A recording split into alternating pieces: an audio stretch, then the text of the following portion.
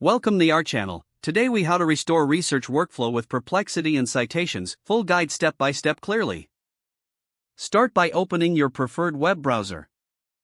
Navigate to the Perplexity website. Once the page loads, sign in or create an account if you haven't done so already.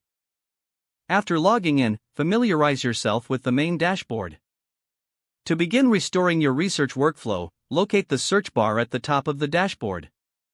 Input your research topic or question into the search bar. Press Enter to initiate the search. Perplexity will generate a list of relevant responses based on your query. Review the summaries provided to identify the information that aligns with your research needs. Click on any specific result to expand and view detailed information. As you examine the content, take note of any citations included.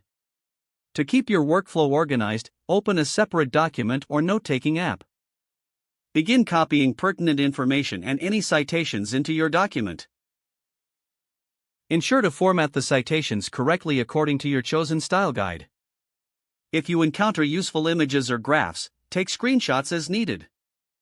Return to Perplexity for further searches as necessary to gather additional data. Don't hesitate to refine your queries for more specific results. Once you have gathered sufficient information, organize your notes by themes or sections. After organizing, start drafting your research paper or project based on your notes. Include citations within the text to support your arguments and findings. Before finalizing your work, double-check all citations for accuracy. Finally, review your entire document for coherence and clarity. If the page does not load, refresh the browser or try again in a private or incognito window. Make sure you are using the correct email address, then retype it carefully to avoid small typos. If your password is not accepted, use the reset option and create a new strong password you can remember. Check your spam folder for verification or security emails, then complete any requested confirmation steps.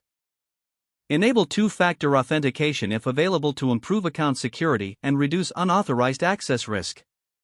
After signing in, review your profile details so your contact information and settings are accurate and current. Don't forget to like this video and subscribe to our channel for more step-by-step tech guides.